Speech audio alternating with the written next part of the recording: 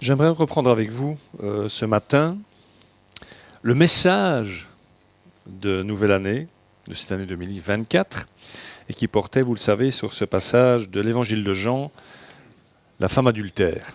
Alors, je vais me dire que c'est un drôle de passage pour une nouvelle année. Mais c'est parce que, je vous avais dit en introduction la semaine passée, que je pensais qu'il fallait peut-être définir plus précisément l'équilibre entre les notions de vérité et d'amour qui sont omniprésentes dans l'Évangile et qui sont, faut-il le dire, fondement de notre foi. Je vous invite donc à reprendre le texte, parce que je pense que c'est important de se le remettre encore une fois en mémoire. Jésus se rendit au mont des Oliviers, mais dès le matin, il revint dans le temple et tout le peuple s'approcha de lui. Il s'assit et se mit à les enseigner. Alors, les spécialistes de la loi et les pharisiens amenèrent une femme surprise en train de commettre un adultère. Ils la placèrent au milieu de la foule et dirent à Jésus, « Maître, cette femme a été surprise en flagrant délit d'adultère. Moïse, dans la loi, nous a ordonné de lapider de telles femmes. Et toi, que dis-tu » Il disait cela pour lui tendre un piège afin de pouvoir l'accuser. Mais Jésus se baissa et se mit à écrire avec le doigt sur le sol. Comme il continuait à l'interroger, il se redressa et leur dit « Que celui d'entre vous qui est sans péché jette le premier la pierre contre elle. » Puis il se baissa de nouveau et il se remit à écrire sur le sol. Quand ils entendirent cela, accusés par leur conscience, ils se retirèrent un à un, à commencer par les plus âgés et jusqu'au dernier. Jésus resta seul avec la femme qui était là au milieu. Alors il se redressa et ne voyant plus qu'elle, il lui dit « Femme, où sont ceux qui t'accusaient ? Personne ne t'a donc condamné ?» Elle répondit « Personne, Seigneur. » Jésus lui dit « Moi non plus, je ne te condamne pas. Vas-y, et désormais, ne pêche plus. » Rappelez-vous, je vous avais dit que cette question, me semble-t-il, « Et toi, que dis-tu » dans beaucoup de cas de nos vies relationnelles, c'est une question qui va nous être posée souvent. Que fait-on avec celui qui passe par des moments difficiles ? Que fait-on avec celui ou celle qui court, pour le dire simplement, un peu à côté de ses ponts par rapport à ce que Dieu dit dans sa parole ? Qu'est-ce qu'on en fait ? C'est un peu ça la trame de ce récit, de ce terrible récit. Je rappelle quand même au passage que cette femme risque la mort, ni plus ni moins. La question est donc posée, cette question est fondamentale, et je pense qu'elle est vraiment prioritaire. Et c'est cette question-là, me semble-t-il encore une fois, que pose le texte. Et cette question la voici, un pécheur peut-il raisonnablement juger un autre pécheur en ne s'armant que de la seule vérité biblique ? C'est une question importante parce que dans beaucoup d'églises, c'est ça qu'on se contente de faire. Alors, je vais à ce stade me permettre un postulat. Nous vivons en permanence avec des références théologiques à l'intérieur de nous, ce que nous croyons, et que nous acceptons comme vrai par la foi, mais sans toujours comprendre que ces choses que nous croyons profondément ne sont réconciliables qu'en Dieu. Et c'est le cas, à mon sens, de ces deux expressions de l'être de Dieu, que sont son amour et sa vérité. Rappelez-vous, pour ceux qui n'étaient pas là dimanche, je définis la vérité comme le Christ incarné, vraie parole de Dieu, sortie du vrai Dieu, et aussi la parole écrite, en l'occurrence ici la Torah, la loi de Moïse. Et l'amour, encore une fois, l'expression première et fondamentale de l'être profond de Dieu, qui est aussi révélé au travers de l'incarnation du Fils, donc de Jésus-Christ. Dieu n'a pas besoin, n'a pas à choisir entre sa justice et son amour, entre son amour et la vérité, mais nous, sans doute. Il faut choisir ses combats, il faut choisir ses armes. Il faut en fait décider de notre vocation, c'est-à-dire de la vocation que Dieu nous donne à vivre en tant que fils et filles de Dieu. C'est ce qu'a fait François Varillon. Vous savez que c'est quelqu'un que j'aime beaucoup, un prêtre jésuite, comme quoi le Seigneur fait des grandes choses. Un pasteur protestant qui cite un prêtre jésuite. Ignace de Loyola est quand même le chantre de la contre-réforme au XVIe siècle. Mais comme nous ne sommes pas rancuniers, on prend ce qu'il y a à prendre chez Ignace aussi. Déjà, quand tu t'appelles Ignace, il faut avoir beaucoup de compréhension. C'est bien les références, Fernandel. Donc, de quoi va-t-il parler? En fait, Varillon a un problème aussi de réconciliation de toutes les dimensions de l'être de Dieu. Il va plus particulièrement plancher, mais vous allez voir que la mécanique de sa pensée va nous aider à comprendre notre texte aussi. Il va donc particulièrement plancher dans un de ses livres, La souffrance de Dieu, sur l'impassibilité de Dieu et sa souffrance. Parce que la Bible dit les deux. Dieu est impassible, mais il souffre. Comment vous faites pour réconcilier ça, vous? Comment Dieu pourrait-il être Dieu et ne pas être impassible? Comment Dieu pourrait-il être amour et ne pas souffrir? Dès que vous décidez d'aimer, vous décidez de souffrir. Car qui aime, qui fait le choix d'aimer, ou qui n'a pas le choix, qui est contraint par son amour. C'est par exemple la position d'un théologien très connu que vous connaissez tous, sans doute, Jürgen Moltmann, n'essayez pas de lire, ça va pas, non, qui dit que Dieu est contraint par son amour. Quiconque donc décide de souffrir ou est contraint par son amour est contraint à la souffrance. Et même, admettons, suivez-moi, je sais bien que ce n'est pas facile, mais... Et même si l'impassibilité de Dieu peut être comprise dans le sens que sa souffrance ne l'empêche pas de faire son job de Dieu. Quand nous souffrons physiquement ou à un autre niveau, ça impacte toutes nos autres relations, toutes nos autres capacités cognitives et autres. Dieu, ça ne l'impacte pas. On peut définir son impassibilité comme ça. Il souffre, mais ça ne l'abat pas. On va le dire comme ça, pour faire simple. Même si on le définit comme ça.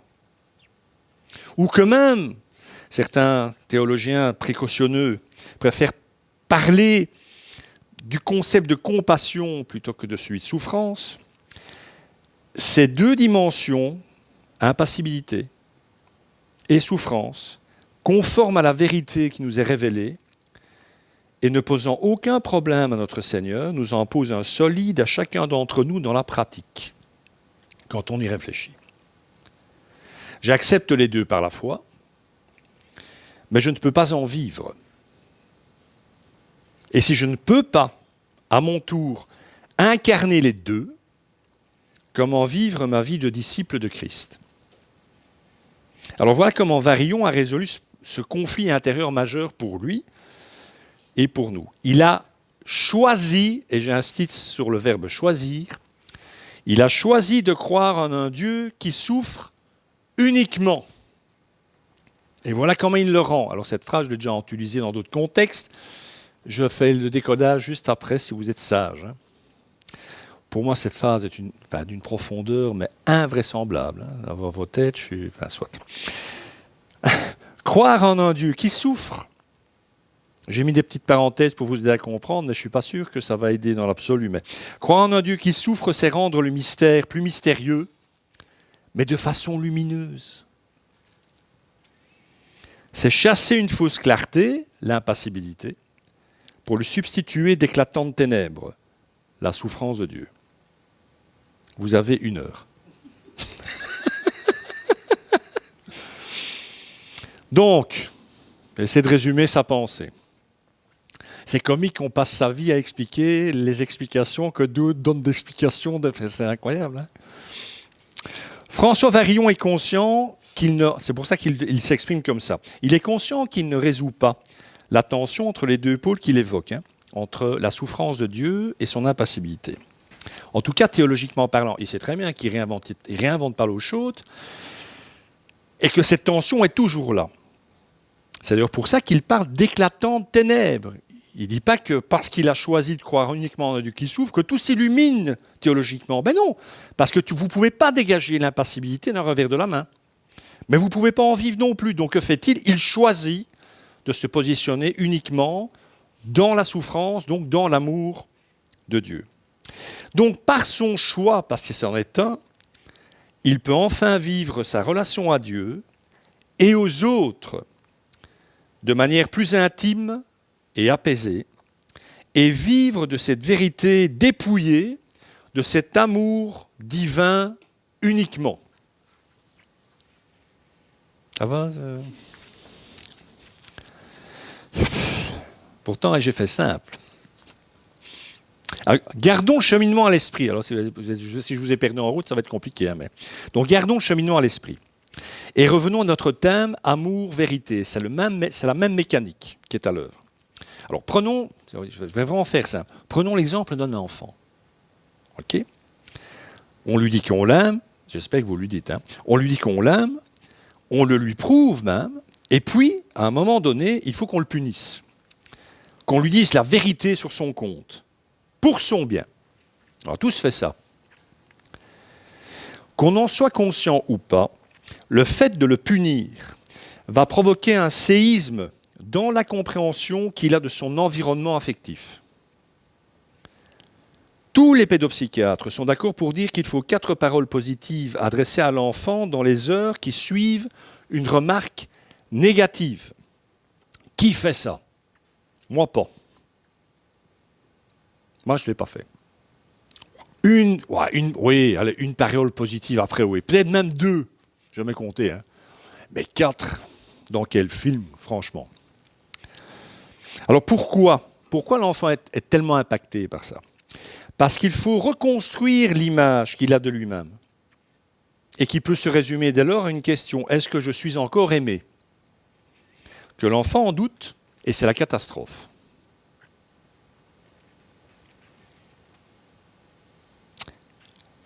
La question doit se poser dans l'exercice de ce que nous appelons encore souvent dans l'Église, et je déteste ce terme, la discipline. Comment, sur quelle base peut-on dire la vérité à l'autre ?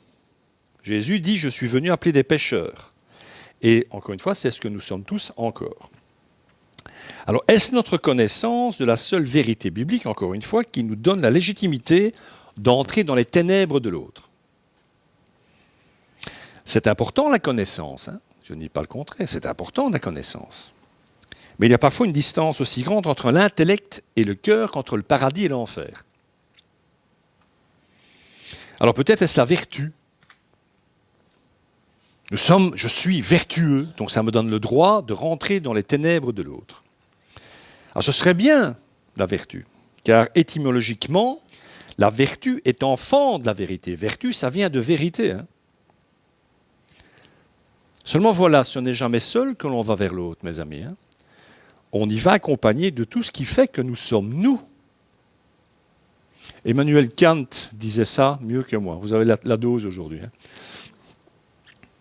Nous ne voyons pas les choses telles qu'elles sont, mais telles que nous sommes.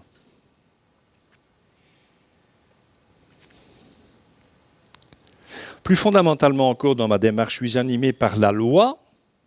C'était ce qui animait ces hommes. Ou suis-je animé par la grâce, qui est une émanation de l'amour ?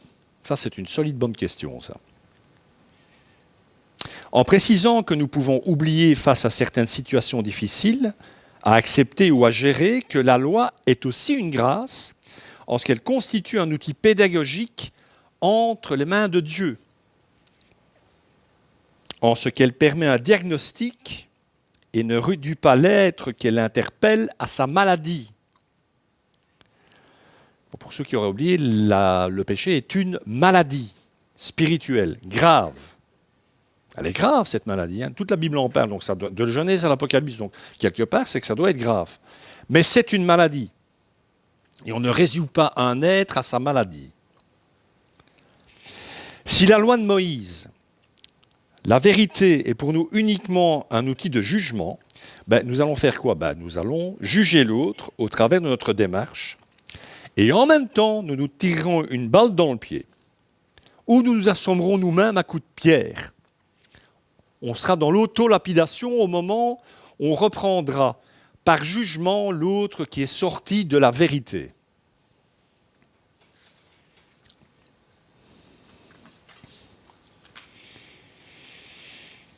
Chesterton le célèbre romancier du 19e que j'aime beaucoup, l'a si bien exprimé, non sans une pointe de cynisme, c'est sa marque de fabrique. L'Église n'est pas justifiée parce que ses membres ne pêchent plus, mais parce qu'ils pêchent. Mon frère est tombé, mon frère est à côté de ses pompes, comme c'est étrange. C'est un pécheur. Nos larmes versées devant Dieu pour le péché de notre frère devraient être la première réponse face à la réalité de ce péché. Pleurer devant Dieu pour mon frère ou ma sœur, dans l'amour. Donc dans deux catégories, reprenons notre texte, en présence, la femme surprise en flagrant délit d'adultère et ses accusateurs souffrent donc du même mal. Tout comme nous, ils sont pécheurs. Ces hommes jonglant avec des pierres sont aussi pécheurs que cette femme. La différence entre les deux se situe au niveau de la perception qu'on en a. Que j'ai de l'autre, et par la même occasion de moi-même. Parce que si je juge l'autre, j'ai une solide mauvaise perception de moi-même. Ça, il faut bien se le dire. Cette femme a été prise en flagrant délit. Autrement dit, son péché est passé des ténèbres à la lumière. Tout le monde est au courant. Ce péché est connu de tous. Ceux des hommes aux cailloux demeurent cachés. Voilés qu'ils sont par le paravent de la religion et de leur propre justice. Alors, soyons clairs, on ne va pas trop charger la mule.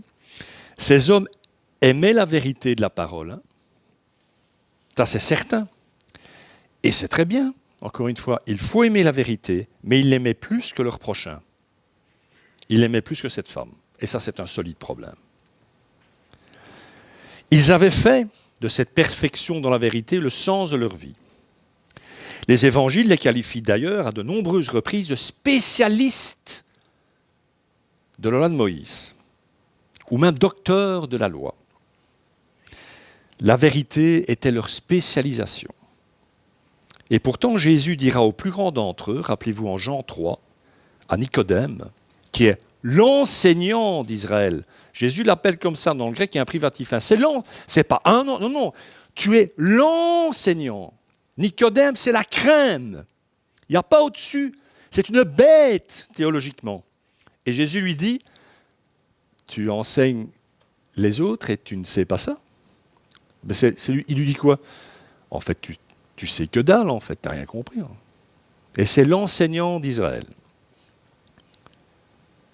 Mes amis, le protestantisme, en remettant la parole au centre de tout, et à juste titre, n'a pas toujours su éviter, lui non plus, la tentation bibliolatrique. Aimer la lettre éperdument, et ce faisant, faire taire l'esprit. Mes amis, les enseignants du temps de Jésus et les pharisiens recherchaient la perfection dans la vérité. Ils voulaient être parfaits dans la vérité. La perfection dans la vérité ou sa prétention, cela porte un nom. Ça s'appelle le légalisme. Alors que la vérité de Dieu ne peut être qu'incarnée. Et cela ne peut se faire que dans l'amour. C'est d'ailleurs ce que Jésus a manifesté. Il y a donc à présent une autre réponse au péché que la mort. Il y a la grâce, et cette grâce est une émanation de l'amour. Il y a un avant et un après, et Jésus, en ce moment précis de la vie de cette femme, incarne ce changement. L'auteur de la lettre aux Hébreux l'avait bien compris, lui qui écrit, en Hébreux 7, verset 12, « Puisque le ministère de prêtre a été changé, il y a nécessairement aussi un changement de loi. » Ça ne va plus être pareil. Désormais, ce n'est plus un homme pécheur qui représentera l'homme juif auprès de Dieu, c'est ce que faisait le grand prêtre lévitique. Ce sera, écoutez bien, ce sera Dieu lui-même, en la personne du Christ, qui représentera l'homme auprès de Dieu. On n'est pas dans le même film. C'est un changement radical de paradigme. Et c'est cela qu'incarne Jésus pour cette femme. Dorénavant, Dieu représentera l'homme auprès de lui-même. Je répète ça. Dieu représentera l'homme auprès de lui-même. Dieu fera rempart de son amour. Son amour rachète l'homme à sa justice. Qu'est-ce que fait Jésus physiquement dans cette scène? Il s'interpose, encore une fois, il s'interpose entre la loi de Moïse incarnée par ces gens qui veulent tuer cette femme et cette femme. Il s'interpose, il se met entre. Tous les prophètes dans l'Ancien Testament, c'est déjà ce qu'ils faisaient, entre parenthèses. C'était se mettre entre le pécheur et la juste rétribution, la colère de Dieu. Plus loin, le même auteur persiste. Quand je vous dis qu'il faut lire Hébreu, c'est pas pour rien que je vous dis qu'il faut lire Hébreu. Toujours dans le chapitre 7. Que dit-il? Il y a ainsi abolition, suppression de la règle précédente. Qu'est-ce que c'est la règle précédente? C'est la loi. À cause de son impuissance et de son utilité. Ce n'est pas en tuant des gens à coups de pierre que vous allez régler le problème du péché de l'homme. Vous avez bien compris? Ah oui, vous l'avez tué, c'est génial. Il ne pêchera plus celui-là. Mais il y a un autre dans la file. Ça ne s'arrêtera jamais. Moi, j'ai des tendinites à force de jeter des pierres. Donc avant, j'ai arrêté parce que je m'aime trop. Ça me faisait trop souffrir. Donc je reprends. Soyons sérieux, surtout moi. Il y a ainsi abolition de la règle précédente à cause de son impuissance et de son inutilité, puisque la loi n'a rien amené à la perfection. Mais par ailleurs, il y a l'introduction d'une meilleure espérance par laquelle nous nous approchons de Dieu. Et c'est bien ce qui s'est passé pour cette femme. Dieu s'est approché. Elle n'a même pas dû le faire. C'est Jésus qui s'est approché. Dieu, en Jésus, s'est approché de cette femme. Donc la grâce incarnée par le Christ fait face à la loi incarnée par ces hommes. La seconde doit céder. C'est ce qu'elle va faire. Ils vont tous se carapater. La parole de vérité, parce que c'en est une, prononcée par Jésus, va donner la vie à cette pauvre femme et empêcher ses accusateurs de lui donner la mort. Jésus a empêché ces hommes de commettre un assassinat. C'est comme ça que ça s'appelle dans toutes les langues du monde, un assassinat. Ce qui veut dire une chose, c'est qu'ils ont à nouveau l'occasion de réfléchir. Parce qu'ils sauvent leur tête à eux avec. Tuer une femme, aux yeux de Dieu, c'est grave, mes amis. Ils doivent apprendre à ne plus être des chasseurs de paille, afin de devenir des porteurs d'amour. Amour dont cette femme a désespérément besoin. Parce que, et j'aimerais le rappeler, parce que je crois qu'on oublie tous, le comportement pécheur est un ersatz, la partie visible d'un iceberg, une compensation, une souffrance. Le péché, ça fait souffrir les gens. Ça ne les amuse pas. Je crois que nous perdons souvent conscience face au péché de l'autre, que ce péché le fait souffrir, l'abîme, dans certains cas même va jusqu'à le détruire, et que j'en suis persuadé à titre personnel, Dieu en souffre avec lui ou avec elle. Et que s'il faut dire le péché dans la vie de celui que nous aimons, et nous devons l'aimer pour le lui dire, si nous lui devons cette vérité, il ou elle ne se réduit pas, encore une fois, à cette vérité, ne se résume pas à sa maladie. Vous savez, l'Occident chrétien, dont nous faisons partie, même si on n'a pas choisi, a perdu beaucoup suite au schisme avec l'Orient chrétien. Perdu la vision d'un Christ médecin, proche de nous, osant nous toucher malgré nos plaies, nous guérissant et nous sauvant un jour à la fois.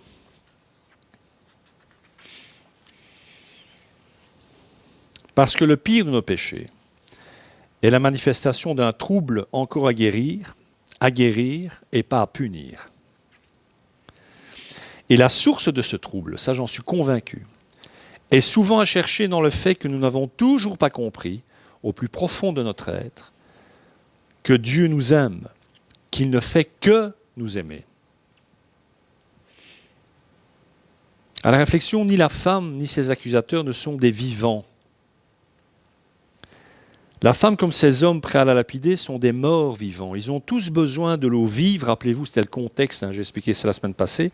Ils ont tous besoin de l'eau vive proposée par le Christ. Alors la femme, je crois vraiment, va boire. Les hommes, non, en tout cas pas là. Ils vont préférer le sable à l'eau, le désert à l'oasis, la mort à la vie. Le Christ a discerné la soif de cette femme au travers de son adultère, pas ses accusateurs, abreuvés qu'ils sont de leur certitude. Alors la question peut se poser, mais Jésus a-t-il dit la vérité à cette femme? Ben oui. Que lui a-t-il dit? Va et ne pêche plus. Ben, il sait très bien qu'elle a péché, il sait très bien. Enfin, même si ce coup-là, elle est innocente sur ce coup-là, elle a péché ailleurs, d'une autre manière. Pécheur, elle est, comme tout le monde. Donc en évoquant le péché, il ne nie pas l'acte de cette femme, mais il l'en libère par la grâce. Et cette parole de vérité, c'est important de le relever, qui a fait toute chose nouvelle dans le cœur de cette femme, a été précédée par une autre parole, la plus extraordinaire qui soit, et nous devons la garder à l'esprit, surtout dans le cœur. Je ne te condamne pas. La grâce précède toujours, elle est toujours première. L'amour est toujours premier. Vous devez dire la vérité, il faut que l'amour soit d'abord là en premier. C'est-à-dire peut-être ce que certains des accusateurs de cette pauvre femme ont compris, peut-être.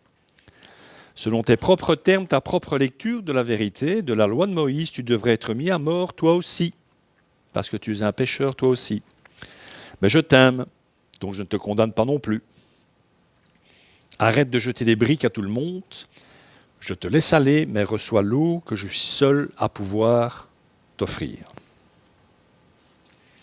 Je ne sais pas si certains d'entre vous, ça, connaissent ça, ont déjà entendu parler d'Abba Poemen. C'est un père du désert. Verino, ça je savais, mais les autres, je ne sais pas. Les frères vinrent un jour demander à Abba Poemen, le vieux sage de leur communauté, de le rejoindre à midi, car ils avaient pris un frère en flagrant délit de péché, et ils désiraient le juger et lui infliger une sanction. Alors dites, le vieil homme arriva, portant sur son dos un gros sac pesant. En voyant cela, les autres frères, qui étaient bien plus jeunes que lui, forcément, se précipitèrent vers lui pour le délester de sa charge, pour l'aider. Ils remarquèrent immédiatement que le sac était percé et répandait derrière lui une traînée de sable. Devant les mines interrogatives de ses jeunes compagnons, le vieil homme leur dit « Ce sac représente tous les péchés que je traîne et sème derrière moi tous les jours. Et vous voudriez que je juge les péchés d'un autre ?» Il paraît que personne n'a été jugé ce jour-là. C'est étonnant, hein? On demanda à un autre vieux moine, oui, les vieux moines, il y en a, c'est fou. Hein, on demanda à un autre vieux moine, Abba, qu'est-ce que vous faites ici dans le désert? Il répondit, nous tombons et nous nous relevons, nous tombons et nous nous relevons, nous tombons et nous nous relevons encore. C'est la meilleure définition de la vie chrétienne que j'ai eue de ma vie, moi. Grâce à Jésus, plus personne ne devra mourir pour son péché, pour son entorse à la vérité, ni physiquement, ni socialement, ni psychologiquement, ni spirituellement, ni intellectuellement. J'ai envie de dire, surtout pas intellectuellement. C'est aussi cela que symbolise la présence de notre Seigneur auprès de cette femme. Alors, certains pourraient, malgré tout en entendant tout ça, pas vous, hein, je sais très bien que vous êtes magnifique et adorable, mais on pourrait éventuellement me reprocher d'être laxiste. Alors que moi je sois laxiste, peut-être. Mais est-ce que Jésus l'était? Ça, c'est pas sûr. Hein. Il nous montre au contraire, en fait, le seul domaine dans lequel il ne faut surtout pas l'être. C'est celui de l'amour. Le seul domaine où nous ne devions jamais être laxistes, c'est l'amour. Car l'amour est une puissance, et c'est la seule disponible face à la dureté de notre cœur parfois. C'est la seule puissance disponible à Dieu. C'est même une non-puissance. Je ne vais pas rentrer trop dans les détails, mais c'est même une non-puissance. Je vais m'arrêter là où je vais partir dans des... Voilà. Donc la question relative au péché de l'autre est donc toujours la même. Est-ce que Dieu aime cet homme ou cette femme, ou est-ce qu'il a arrêté de l'aimer à cause de son péché? La réponse est, il n'a pas arrêté de l'aimer. Alors moi je ne l'aime peut-être pas, ou pas assez, ou plus du tout, à cause de ce qu'il ou ce qu'elle a fait. Mais ça on s'en fout, hein. Dieu, lui, n'arrête jamais d'aimer. Et qui a-t-il sous la main pour manifester cet amour à celui qui est tombé ou qui fait n'importe quoi? Ben, il t'a toi et personne d'autre. Souvent. Vous voyez que ça m'amuse parfois d'être en contact avec des cloches cosmiques. Cosmique, c'est gentil quand même. Hein. Il y a des moments, mais c'est un privilège incroyable d'être en contact avec autant de gens déglingués, dont je suis le plus grand. Hein. Non, mais c'est vrai. C'est un privilège, mais il faut du temps pour comprendre ça, que c'est un privilège. Et là où nous nous trompons souvent, mes amis, c'est qu'on a l'impression, c'est souvent inconscient comme mouvement, mais on pense qu'on est représentant de notre propre amour auprès de l'autre. Mais on n'en a rien à battre de votre amour à vous. Hein. Vous êtes le représentant de l'amour de Dieu pour l'autre. Votre amour, il est limité. Le sien est illimité. C'est de celui-là dont les gens ont besoin. Je ne suis pas un représentant de mon amour pour l'autre, mais le représentant de l'amour de Dieu auprès de l'autre. Et c'est dans ce sens que la chute de l'autre est une occasion d'examen intérieur pour nous-mêmes. Dieu aime ceux qui ne l'aiment pas. Dieu aime ceux qui ne l'aiment pas. Il ne risque donc pas d'arrêter d'aimer ceux qui tous les jours ont des manquements dans leur amour pour lui. Oui, mais moi. Mes amis, si la vérité est la lumière, et je le crois, alors l'amour en est l'interrupteur. La vérité ne peut pas être l'accomplissement de la loi. Il n'y a que l'amour qui le puisse et le soit. C'est ce que Paul dit. L'amour est l'accomplissement de la loi de Dieu. Vous aimez, vous accomplissez la loi. Autrement dit, et c'est à ça que je veux arriver, il a fallu le temps, hein. Je ne peux pas incarner la vérité.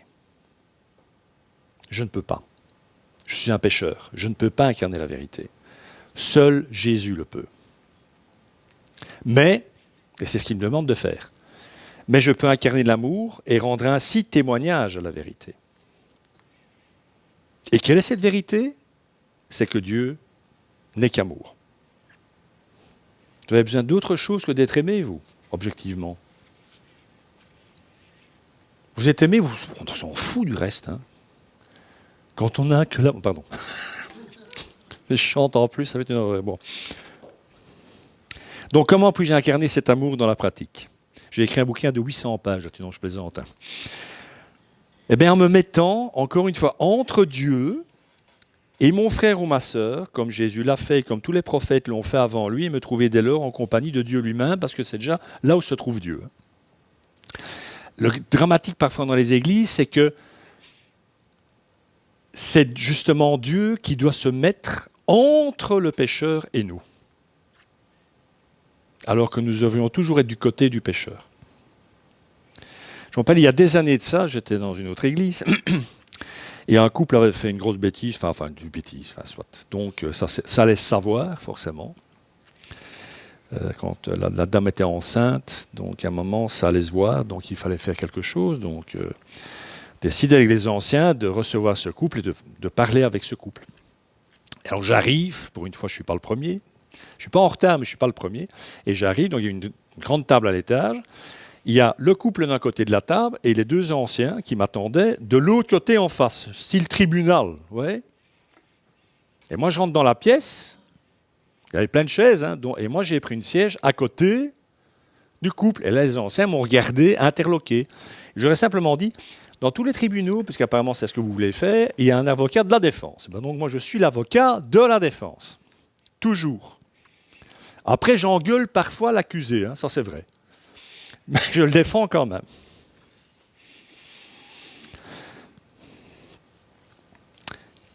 Bible en main. Si l'on veut évaluer quelqu'un sur le plan spirituel, beaucoup de pasteurs s'amusent à ça. Bon courage, hein. Il faut le faire sur base de son amour pour l'autre.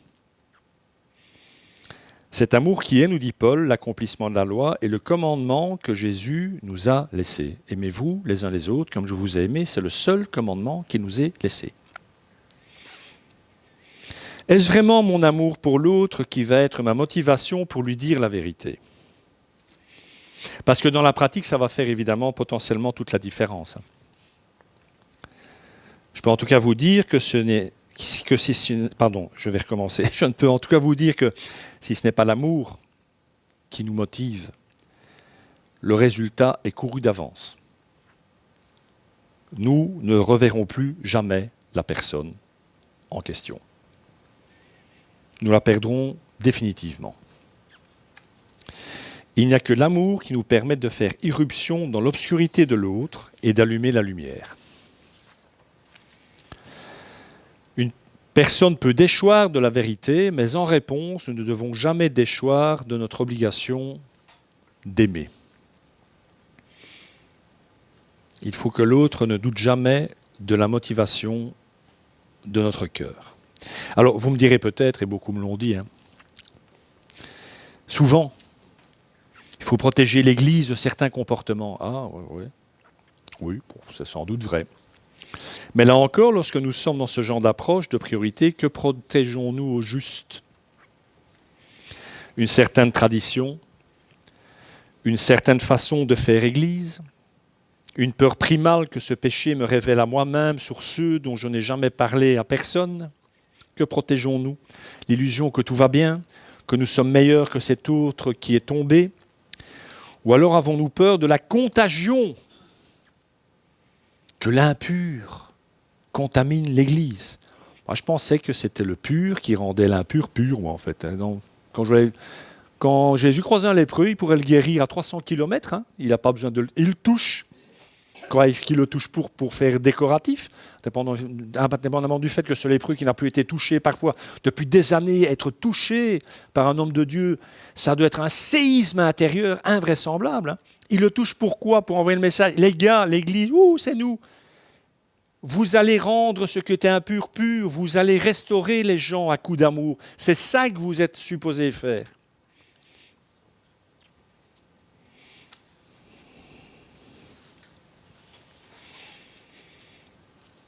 Chaque matin, alors je ne sais pas pour vous, mais chaque matin, moi je sais qu'au moment où mon réveil sonne, il y a un pécheur et un saint qui s'éveillent en même temps.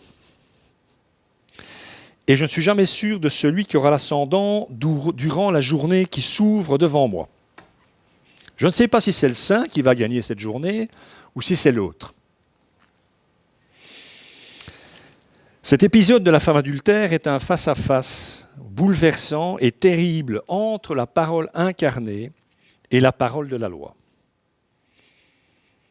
La réponse au péché ne sera plus la mort, mais la vie en Christ. L'amour de Dieu va absorber sa justice. Dieu est en même temps l'assaillant et le défenseur des pécheurs. Il le combat par sa justice et le défend par son amour. Nous devons incarner la grâce. Nous ne sommes capables que d'incarner la grâce. Pas la vérité. Elle sera toujours, jusqu'à un certain point, étrangère à ce que nous sommes. Moi, je potasse les textes bibliques depuis plus de 30 ans. Je sais beaucoup de choses, et en fait, je sais une chose, et je vous assure que c'est vrai, je ne sais rien, à part une chose, même si je ne le vis pas encore, c'est que Dieu m'aime. Et le reste, je m'en fous. Parce que j'ai besoin que de ça, et vous avec. Non, ça je l'ai dit. Nous devons donc oser choisir la foi. Il faut du courage pour ça, on a tous été enseignés dans d'autres cadres parfois. Nous devons oser choisir la foi en un Dieu essentiellement amour, pour que la vérité se fasse jour pratiquement en nous et que l'Évangile soit véritablement une bonne nouvelle pour tout le monde. Parce que si vous vendez un Dieu autre qu'un Dieu d'amour, ça va vite finir par ne plus être une bonne nouvelle, mes amis. Dieu t'aime, hein, mais il va t'envoyer en enfer si tu ne l'aimes pas. Ça, c'est une solide bonne nouvelle, ça. Hein. Oh, qu'est-ce que je suis content que tu m'aies parlé de ce Dieu-là, comme ça au moins je peux le fuir tout de suite, quoi. Quand nous sommes, ça nous arrivera, hein, et ça nous est tous arrivé déjà, je pense. Quand nous sommes debout, Seigneur, devant celui ou celle qui est tombé, n'oublions jamais que c'est au pied de Jésus qu'il est tombé.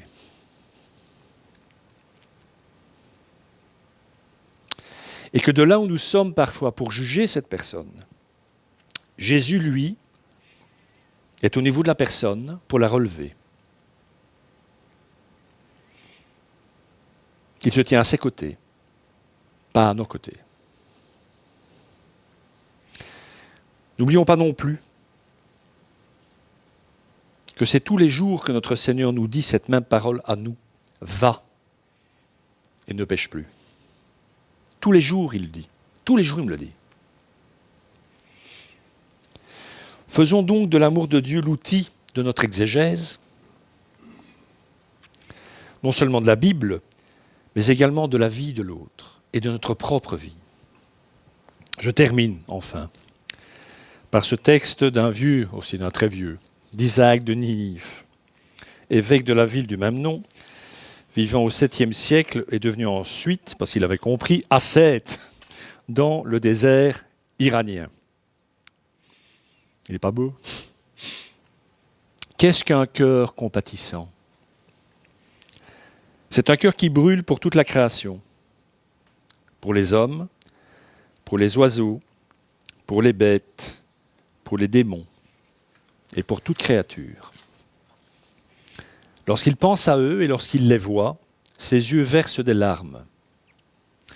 Si forte et si violente est sa compassion, et si grande est sa constance, que son cœur se serre et qu'il ne peut supporter d'entendre ou de voir le moindre mal ou la moindre tristesse au sein de la création.